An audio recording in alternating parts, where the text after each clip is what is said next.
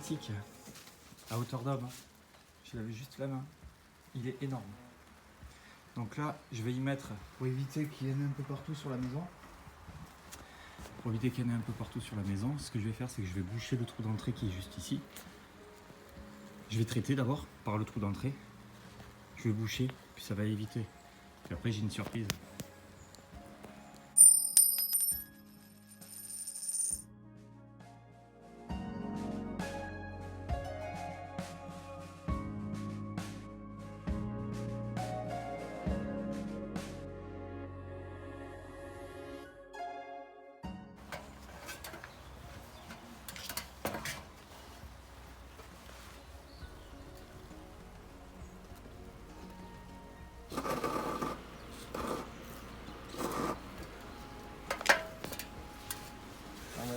Sortent.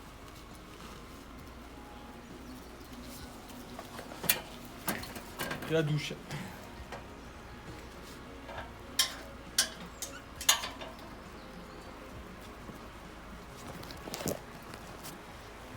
Donc j'ai pris la douche, donc j'ai fermé, j'ai plein la main. Ça va limiter le fait qu'il sorte. Et là, on va prendre la l'échelle, plein sur moi, c'est cool. Donc il est énorme, hein. C'est vraiment énorme. Donc, frelon asiatique sur la commune de Léognan. Et là,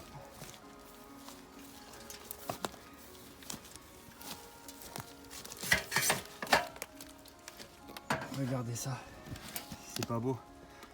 Là, on ne pourra pas boucher. Ça, c'est du frelon européen. Donc une petite niche d'oiseaux. Donc eux, ils sont un peu plus tranquilles. Donc pareil, hein, beaucoup de déchets en bas. Donc là, asticots, etc. quoi. Je vais mettre la brouette sous l'autre nid. Comme ça, si ça tombe.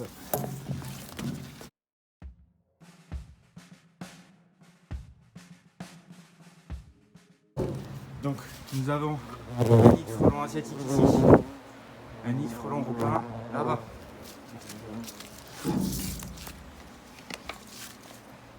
Donc faut pas attendre avant de traiter. Hein. Et ils sont à même pas 10 mètres l'un de l'autre. Hein. Regardez cette super structure.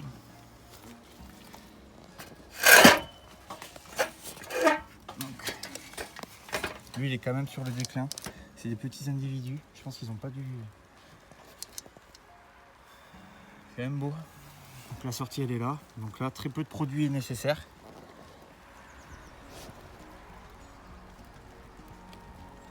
On va juste rentrer. On va traiter.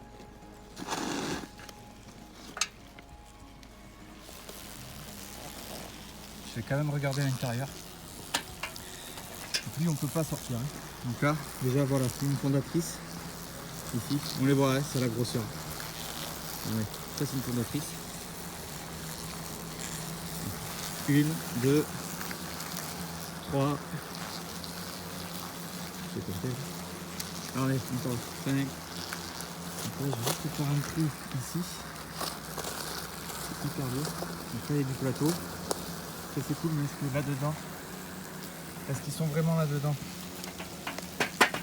Faut vérifier.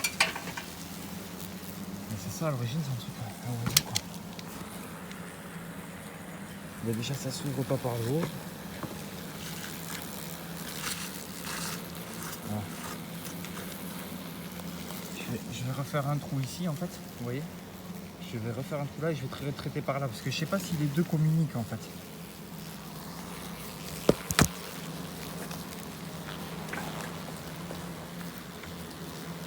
Je mets juste un petit coup de pchit dans le trou.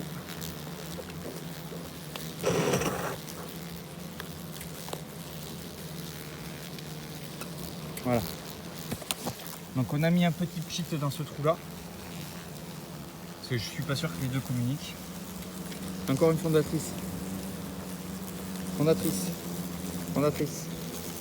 Beaucoup de fondatrices. Regardez là, celle-là se cache. Je t'ai vu hein.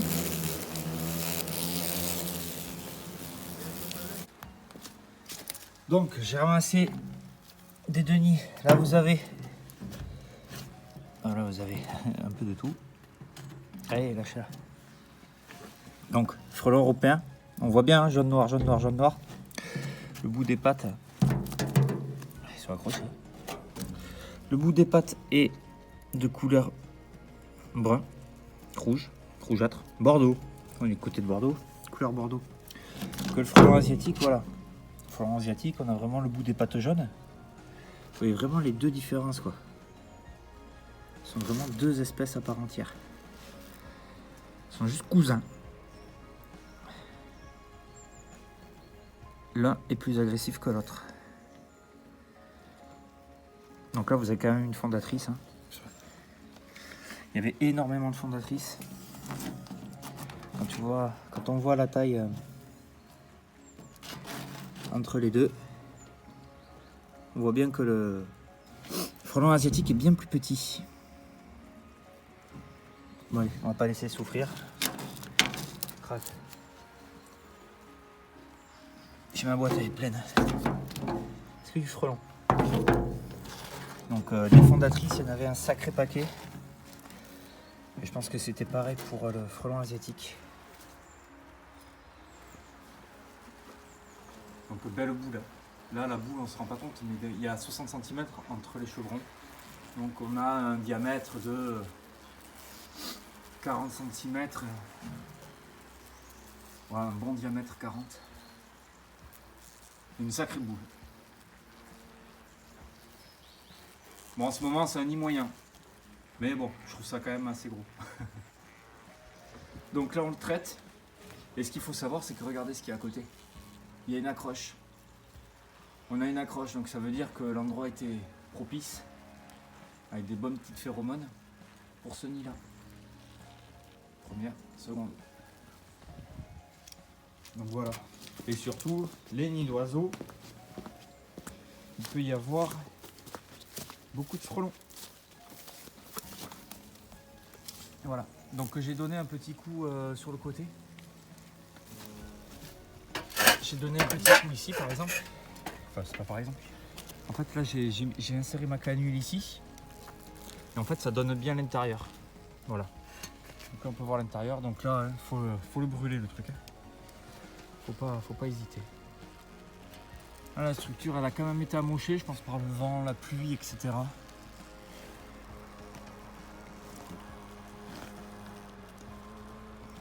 Je sais pas si on arrive à bien voir dedans. Voilà, on voit les premières alvéoles. Avec les petits frelons. Voilà, donc à désinfecter tout ça. Donc on dit que le frelon asiatique fait la guerre aux frelons européens. Bah, la preuve que non, hein, ils sont même pas à 10 mètres l'un de l'autre. Hein.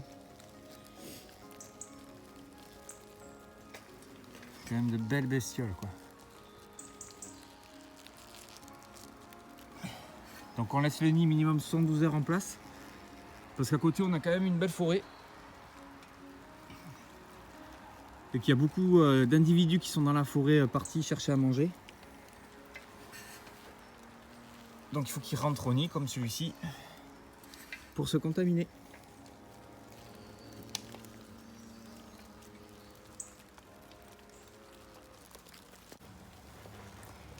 Donc le nid hein, il est quand même bien plus gros que le grain de basket. Hein. L'accroche, hein, c'est bien faite sur le lito et une partie de la tuile.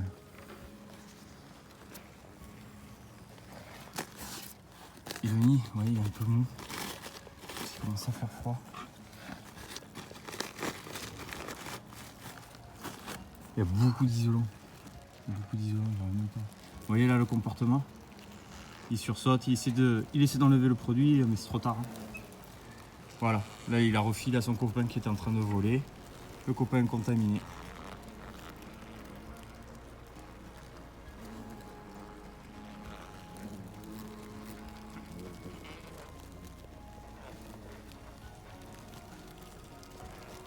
Voilà. Bonnie. Je pense qu'il y a pas mal de fondatrices aussi dedans. Donc en fait, les petites structures là qu'on voit, la cellulose, ils viennent sur le bois par exemple, ici, ils vont venir gratter, ils vont enrouler le bois entre leurs mandibules et après ils viennent le dérouler en fait, d'où ces structures là. Et puis là, le pied du nid, il est très dur. C'est tellement dur que parfois on n'arrive pas à passer à travers. Mais là, ça commence à devenir mou. Je suis en train de le voir. Le nid, il aurait duré peut-être un mois de plus et puis après terminé. Ils seraient tous partis. Les fondatrices, donc les ouvrières et les mâles, elles seraient restées sur place. Et les futures fondatrices seraient reparties se planquer. Voilà. Il est où? Très belle structure.